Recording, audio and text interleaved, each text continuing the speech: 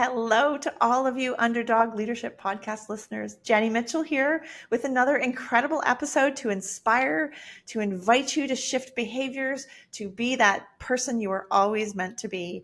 And today I have another special guest. Her name is Janet Donovan, and she is the CEO of the Girl Scouts in the heart of Pennsylvania. And she is now able to put at the end of her description in LinkedIn, a published author.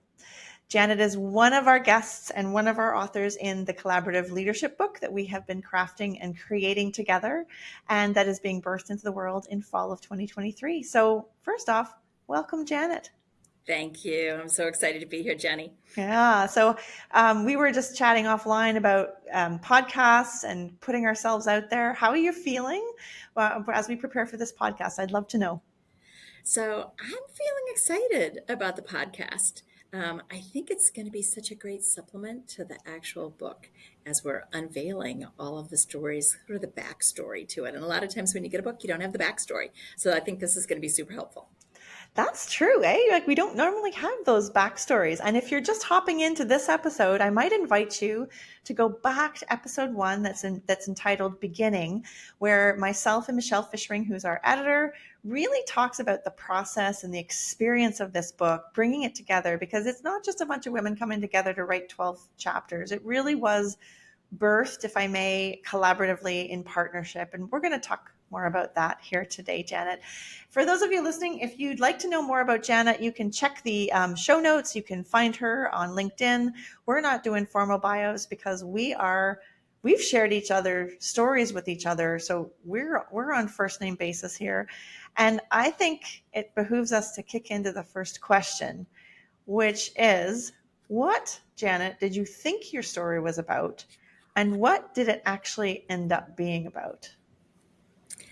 I love this question because it really has an expectation that something about this was transformative. So for me, I'll have to say it wasn't this great tectonic plate shift. I thought it was going to be about integrity, and it still turned out to be integrity, but it really morphed into the system. So, and personal integrity as we are part of the system. So it was about how I felt engaging with this big bureaucratic system, and then how it's different when we recognize that we are the system. And it necessarily doesn't change the outcome of things, but it does change the way I lead. Does it? Yes, it definitely changes the way I lead. Oh my gosh, I want to hear more about that. For those of you that don't know, I think it is important they know you were a lawyer, and do Yes, you consider yourself a lawyer now? I'm just I curious. do, because I still do continuing legal education. Okay. Okay. And this, how do you think this story relates to our times today? I'm throwing this out of left field. Janet has no idea this question is coming, but I think it's an interesting question. As we're questioning our institutions, as we're challenging our systems, how do you think your story relates to that? I think it does relate. And I'll say it this way because my story is really about recognizing that there's a wide variety of people who are engaging in the system in different ways. And really that it's incumbent upon us to exercise moral courage in the way that we engage with the system. And again, you're not going to necessarily change the outcome. But if you look at the system as something othering instead of Okay. you're part of it, it does change the way that you engage. Interesting. And you and I were privileged enough to be in a group, a triumvirate. So if you go back to the beginning, you'll hear that myself, Heather Nelson, and yourself were in a trio where we spoke. That was part of the process, explaining our stories. And I have to tell you, when you shared a couple of stories, folks, she has some holy crap stories from her time in the military. Did you ever think that was going to happen? I mean, they're so fantastic. They're so incredible. Unless I knew you, I would believe they were fake, Janet. Did I anticipate it? I think it's like so many things that we face as individuals. It doesn't seem like that when you're in the moment because you're putting one step in front of the other and you just do it. Yeah. And so I think some of the things that I faced, they didn't really seem that aberrational in the moment. And now, as I reflect back on it, then there's that moment. But that's, I think, how all leaders face leadership challenges. And so there isn't anything unique about that. We're facing the leadership challenge that's right in front of us, and we use our talents and bring those to bear in order to conquer what that challenge was. Yeah, that's so you too, the way she described that, right? You figure out the problem, you address it, and you'll enjoy this in her writing too, folks. It's a really, she's an incredible writer. You have this sort of, we called your writing dense, which is a compliment. I'm in the middle of, if you're Canadian, Anne Marie McDonald has a new book called Fayne, Fayne, and it's this big, Janet, like it's a tome, Wow. but the depth and the complexity, like I can see you writing a book like this. I really can. But before I go into the written part, I'd love for you to situate us. Tell us a little bit high level. We've teased what the story is about. Tell us more about it. Sure. So, one thing that doesn't come to the fore yet in our conversation is not only am I a lawyer, but I was also a lawyer in the military, in the United States Navy. So, my story really begins with how I desperately want to be part of what I consider to be this honorable profession, and then to do so in uniform. So, to be an attorney as part of this legal profession, and because I want to be part of these two really honorable pillars that are all about strength and integrity of character. They were pretty much larger than life systems. And then as I become part of those, both as a lawyer and in uniform, then these little cracks sort of start to appear. And they're caused by individuals who are also part of these systems. But I then have to realize that we're each part of this system. And so if I want that to remain both as an attorney and as someone in uniform, to remain this pillar of integrity, I have to engage in that system in a different way and help others learn to navigate the system when those cracks appear. I think about my government people here in Ottawa. We're in their passing policies, Janet, right? And it looks really boring to sit in a room. I have lawyer friends that pass policy for the government, and to craft these policies. Um, the way you write that language, to your point about being part of the system, really matters. And the inflection and the words in between, I don't think I had that kind of respect for lawyers, to be perfectly honest. Yeah, You have a great expression. Let me get it right. Nobody likes lawyers, but everybody likes their lawyer, it's true. right? And it's funny because the words that came up when we were in our story writing were justice, or Yes. injustice actually, and Yes. integrity, Janet. Yes. Yes. Two important words for you, in so many ways. And even in service, I just think it's important for people to understand Janet in a context. Would you mind sharing a little bit about your husband as well? Just to, and your children too, but you are a community, a family that is dedicated to service.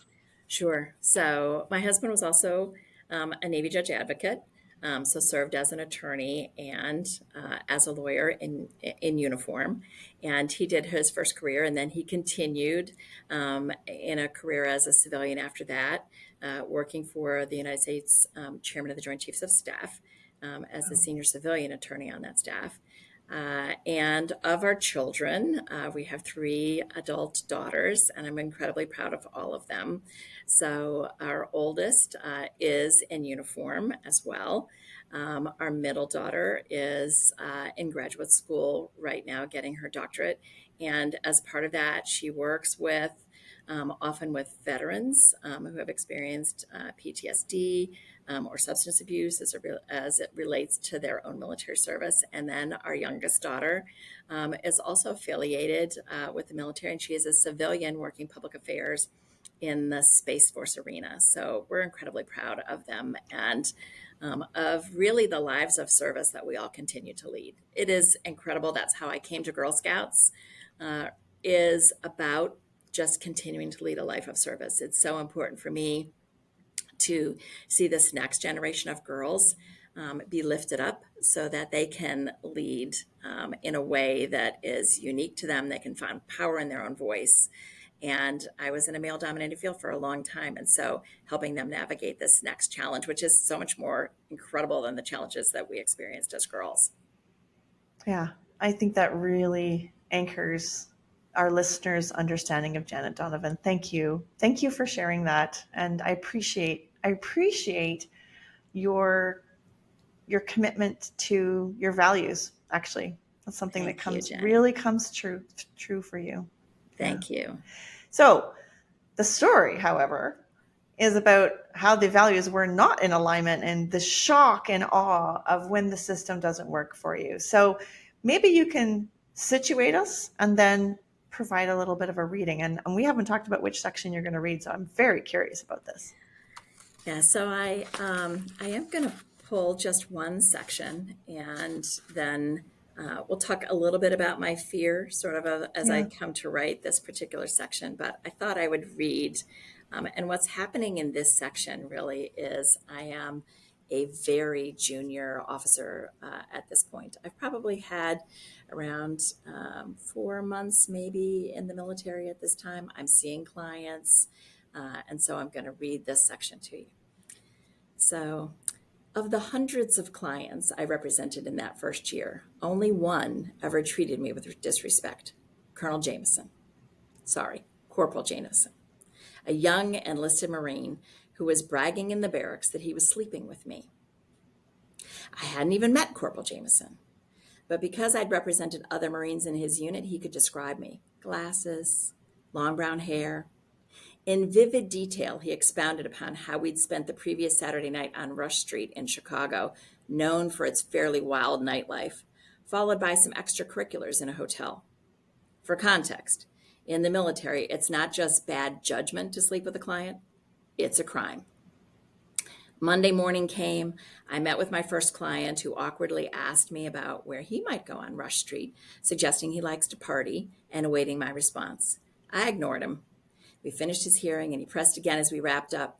I dismissed him with advice to ask his fellow Marines since I'd never been to Rush Street. Before I could meet with my next client, I was summoned upstairs to the boss's office for a one-way conversation while standing at attention was started with, Lieutenant Donovan, you have the right to remain silent. Anything you say can and will be used against you in a court of law. After hearing the charges, for more than a hot second, I was envisioning my career not even out of the starting blocks yet, being flushed down the drain. I could feel my knees wobbling and my palms sweating. There's a 20-pound steel plate pressing on my chest as I try to process what's happening. I wasn't sleeping with this Marine. I didn't even know him. I hadn't met him in person, although I imagined he was downstairs in the waiting room.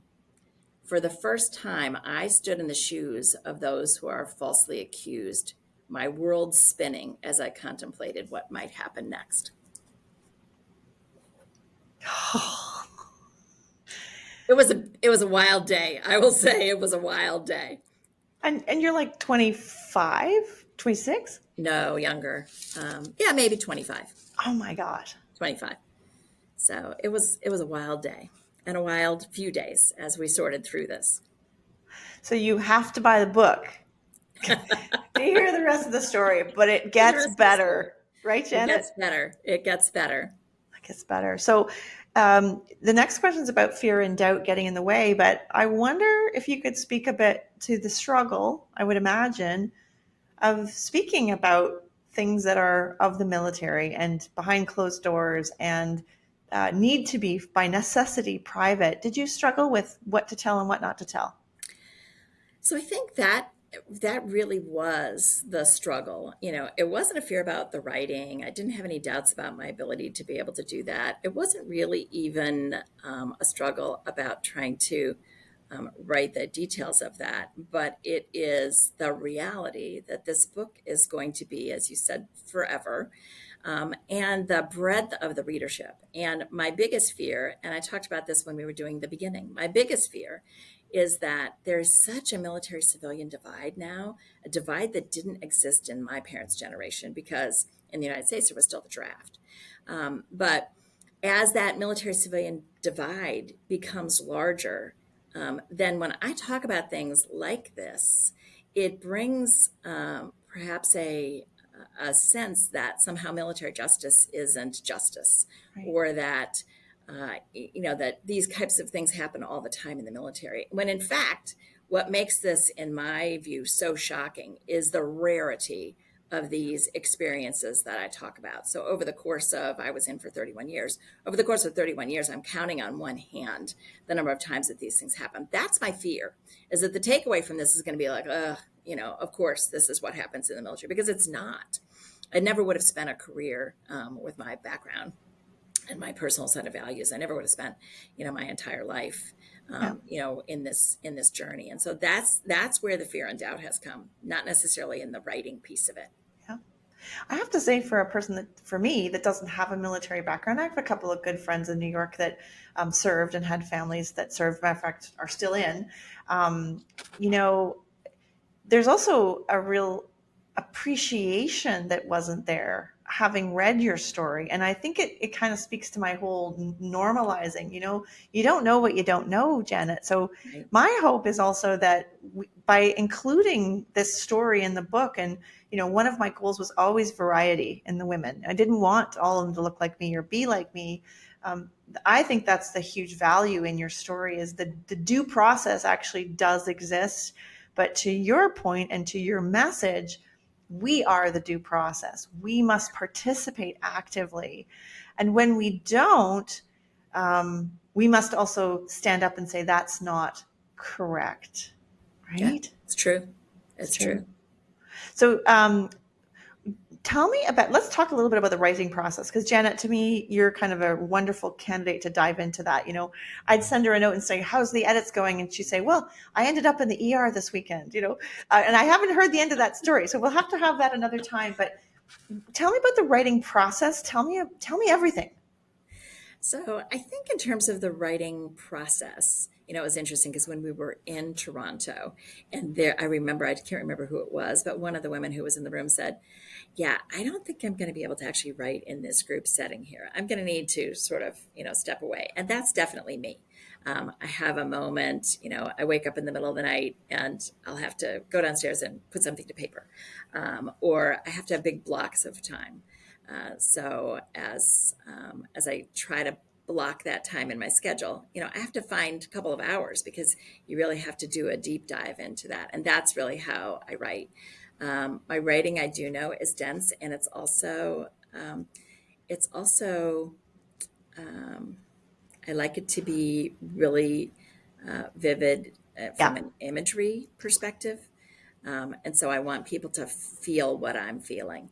And so sometimes it gets so dense, and you really, Jenny and Michelle have helped me sort of expand a little bit to give some more traveling music as we're going through, to kind of bring the audience along. Because I think sometimes, and my people that I work with here, the staff will say, "Oh my gosh, she's using another military acronym." And I gave a leadership podcast here recently, and one of the things that I actually texted to my daughters, I said, "Okay, talk for a minute about the military language that we used at home, Right. that you didn't realize was actually just our family until you went away to college." And they were so funny. My youngest daughter said, yeah, we had to file like a concept of operations, a CONOP, if we were going out on a date.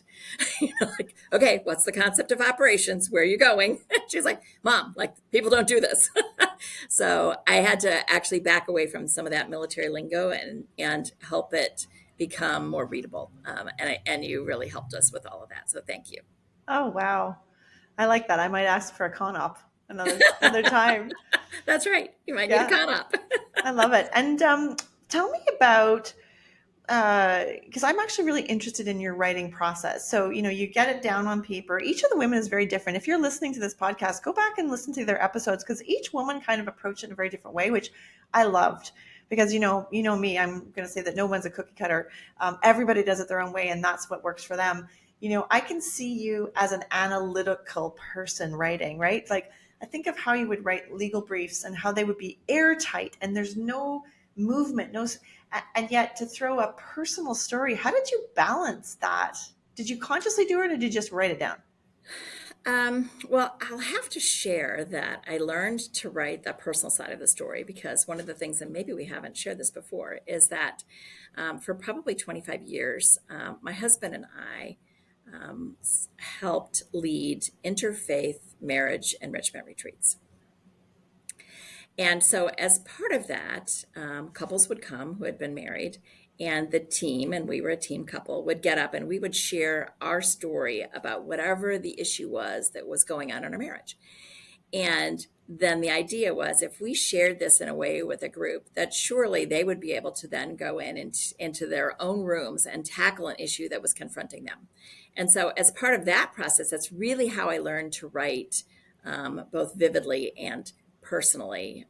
And so, a lot of that training actually comes from what we did with marriage enrichment, not from what I did as a lawyer. Okay, so another side of Janet Another Donovan. side. But it doesn't surprise me because that commitment, right? Like you're describing commitment to marriage, to Yes, the absolutely. institution of marriage, which is another system, right? Yes, yes. And it certainly made a difference in our lives. And some of the things that we talk about are sort of universal. I mean, one of our funniest stories, because it can be the things that are the little nitnoid things that turn into these big. And so, one of the stories that we have is called the thermostat wars, right? So people are laughing because so many couples have the thermostat wars, and there's some underlying things that happen to that. So for me, the thermostat wars, and you have to delve deep into it. And so we did this in this writing process too. You have to delve into what are the feelings underneath that. So for me, the thermostat wars, I don't really want to be paying a lot of money. So it became about money. I don't want to pay a lot of money for heat, and I don't want to pay a lot of money for air conditioning. It was really a financial piece when I saw those bills coming in. And for my husband, it was really about his experience in combat, and Oh, about sort of what it is like to feel extreme heat and cold, and so it wasn't really until we got to that then you realize, okay, this thermostat war is a lot bigger than I'm going over and turning it up and you're going over and turning it down or whatever that happens to be. And so understanding the storyline that is behind couples also helps them work through whatever those issues are. And so for us, I think that's how we learned to write that way, how I learned to write that way. And so the writing piece wasn't difficult for me to be able to dig into that. yeah. I love the description. And if I was to take that to a leadership perspective, it's rarely about the stapler, Absolutely. right? It's not about the stapler. It's about what's underneath it. And it's what are those core beliefs, all those pieces. And, your confidence to put that pen to paper on it and own it. Many of the women have talked about how this experience was, some have used the word healing, but some have also said clarifying, right? So Mhm. when you're in the trenches leading, which you are doing today, it's really hard to carve. I've seen your schedule. I know what my schedule looks like. They're like little tiny gaps of little light spaces on the calendar, and the rest of it's like dark blue. So getting up early in the morning, making that commitment. Delphine had a comment. She said, well, an hour and a half is too short, but 3 hours is too long. Like we had these funny conversations of what was the sweet spot. But you had something really, before we started recording, I wanted to capture it. This idea of capturing these stories while we're at the height of busyness and why that's important. Can you expand? Sure. And that was sort of a takeaway for me from this process is that, and really such a tribute to you, Jenny, Oh, to be able to actually tap into CEOs and get them to commit. It comes from your fund development background, I know, but get them to commit to this process. And it's a big lift. It's a big lift for all of us. And to be able to do that in the moment when we are, and I hesitate to use the word busy because it's not busy, but when we are leading, and we're many of us at the height of our leadership experiences. And so to be able to do that and to say, we need to share these stories now because these stories now will impact our own leadership. The reflection will help our own leadership styles. And it's a way for us to pass on these leadership lessons to the people who work with us and for us, the people who are mentoring. And so to do that now, most people don't have the time or the drive to be able to do that until they're retired. And so your success really is convincing 12 of us to say, now is the moment when we need to do that. So congratulations. and I'm going to take that. Thank you, Yeah, because I think what I created was the structure or the scaffolding, totally. right, with support from Michelle, our editor. But we all showed up, and it all goes back to intention too, doesn't it? When you decide, Absolutely. it's leadership. When you decide something's going to happen. Just for an aside, I had no doubt that this book was going to happen, Oh, Janet. I that's just awesome. knew it. And I remember us talking on a Sunday night, kind of making these decisions. And for those of you listening, Janet came a long way. She's in Pennsylvania, and she hopped in her car and drove all the way to Toronto, which is about 8, 9 hours. I don't know about that. Absolutely. Yep. And she brought us Girl Guide cookies. The most important piece. And, I never told you this, but I brought them home to my family. And the girls were like, these aren't Girl Guide cookies. Well, again, I'm calling them Girl Guides because in Canada they're Girl Guides, in the States they're Girl Scouts. So my Yes. apologies, but yours are way better. And Sorry. we have so many flavors. You don't have So this wide many. variety of flavors. Absolutely. So next time I come, I'm also going to bring cookies. It'll be great. Please, please. And I just, I think it begs saying again, and this is unscripted, but the Girl Scouts motto, the values, the reason you ended up at the Girl Scouts to me is so telling. You shared the story of the cookies were, and just pick up and take it from here, but the cookies were a symbol of something that women could do. Please make this sound nicer than I'm making it. I'm botching it here, Janet. Go ahead. So I think, the piece of cookies is it's not about the sale, right? Cookies is part of an entire entrepreneurship program for girls. And so it includes the marketing piece, it includes the financial literacy piece, but it's really about empowering girls to become the next business owners. And how do we help them develop all of these skills to be able to do that? And I see it in girls as young as 6, 7 years old. We had a 10-year-old girl during the pandemic who has just a phenomenal story. But really, as she's talking about, okay, so how did you work with your customers? And she's like, well, you just have to put yourself out there, otherwise you're not going to get any sales. She's 10 years old. She's missing a couple of front teeth. And you're just saying, is this girl? And she sold during the height of the pandemic, as it was just beginning. We switched all of our girls to virtual, and she sold more than 3,000 packages of cookies herself just by going out there. And she was giving away, she advertised, she said, if you buy a case of cookies from me, I'll send you a free roll of toilet paper. Now, I don't know if in Canada had toilet paper Yes. shortages, but we had toilet paper shortages. And here's this girl trying to figure out, okay, I'm going to need an incentive, and I'm going to need, and so they are thinking about that in a way that is going to shape the way that they lead in the future and the way that they believe in themselves. And it's all about creating that underlying confidence. And confident girls can do anything.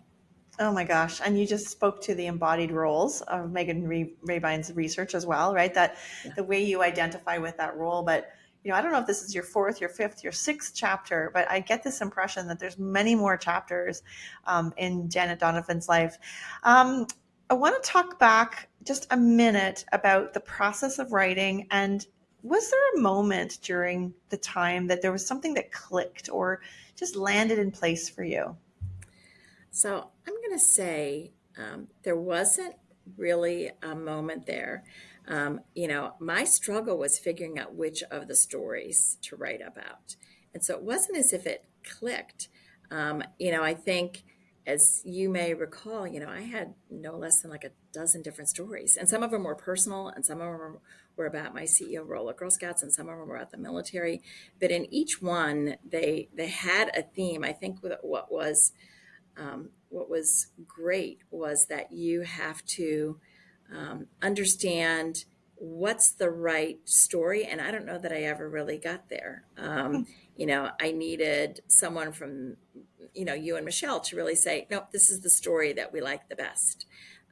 Because for me, they were all very telling in the way that they spoke to me from a leadership perspective. And many of them had the underlying theme of integrity and systems, because I was involved in large systems, and Girl Scouts a large system as well. The Yeah. movement is what we call it. Yeah, completely, completely. Yeah, I really like that, and I'm not, she's not exaggerating, folks. Like you have to read her story in the book. It's a barn burner, and it is something else. Like that, this stuff, I just can't speak to. I can't tell you how each story and your story in particular is so incredible. And maybe it's because it's your story, but it's every person's story too. I think maybe that's what we've captured here in the book. Um, Absolutely. so the collaboration aspect, how did the collaboration aspect shape the experience for you? So the collaboration aspect, I think, was it was amazing in a couple different regards. First of all, you created this CEO safe space for us, and it's lonely at the top. There's no doubt about that. And so to be able to come into a room and to be able to share those stories with other people who are in the same place as you was very powerful. And it was simultaneously providing some positive peer pressure and totally intimidating, right? Because you're recognizing that here's a bunch of other really talented people. So, some of the things that Megan talked about, I think there's all a little bit of imposter syndrome going on there too. Like, wait, I'm in the room with all of these crazy accomplished women, of course, right? And we each deserve to be there, of course. Absolutely. But sometimes there's that moment where you're saying, pinch me, this is such a great group. I think the other piece was as we were doing this safe sort of space to explore, especially when we were in the small group part, where we're telling what we think might be our story and exploring what does that look like and really trying to get to the underpinnings of the story. I think that was really powerful and something that would have taken us longer to get to the underpinnings without the collaborative experience. Yeah, I can speak to that too. I think to keep in mind, we have two Zoom calls together, Yeah, and then we've had Friday night drinks, which of course was great, and dinner. yeah, Then we show up Saturday morning for these trios.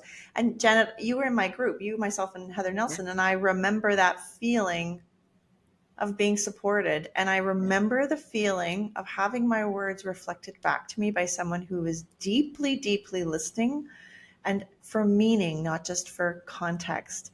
And that is something nobody can take that away from me. right, right. It's very special. And I think special because it doesn't happen often. And there's another part in my story where I'm talking about being in law school, and I think you loved this. But I'm at the first night of the very first Friday of law school, and we're at this social, right? And you're trying to ask these questions, and I think that the language that I use is, we're kind of in this game of social bumper cars, and people are they're talking to you but they're looking over your shoulder like, okay, so is this person going to be better to talk to or not? And that is such our experience of people listening. So to come into this collaborative group and have people, as you said, deeply deeply listen for meaning and to be able to reflect back and to be able to provide value, that's a rarity in our society today. Yeah. Oh my gosh.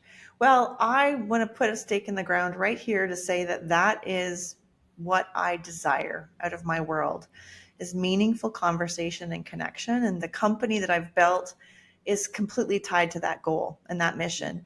I think that you're right, Janet, that we have lost that art of listening thoughtfully. We've lost the art of listening for meaning. We're listening to respond. Yes. It takes time, and the social media likes, chirpy, text, twing, whatever, has really distracted us maybe from what's most important in our world. And I don't think you become a great leader without an incredible amount of self-reflection, self-analysis, and I believe an incredible network of people around you. And you spoke about your husband. I'm fortunate enough to have a husband of my own that we've been together 20 years this summer, actually. And Congratulations. not everybody has that, as so fortunate as me, or has that experience. And everybody's experience is different. But I just can't imagine being who I am without that sounding board and having that space, if that isn't the most safest space in a true relationship, to question yourself. And as leaders, we can't do that at work. We can't bring that up with our assistants, even though we know they make our lives so much easier and they do so many amazing things, but they don't need to hear not our dirty laundry, but our doubts. I don't know. Um, I feel like that's been a real, that space for CEOs to come and take off the coat and talk. Is there anything more valuable than that, Janet? It is amazing. And in the Girl Scout movement, I do have that a Yeah. space to talk to other CEOs. But at the same time, what you're talking about, I call my husband the whisperer, so he can say, "Are you sure you want to do that?" Or, you go, put the wind in your sails, or kind of cut them back a little bit to say, I don't know if this is the right path for you. Let's explore that. But I think that those are the kinds of relationships. And I think those are the relationships that we found in this collaboration.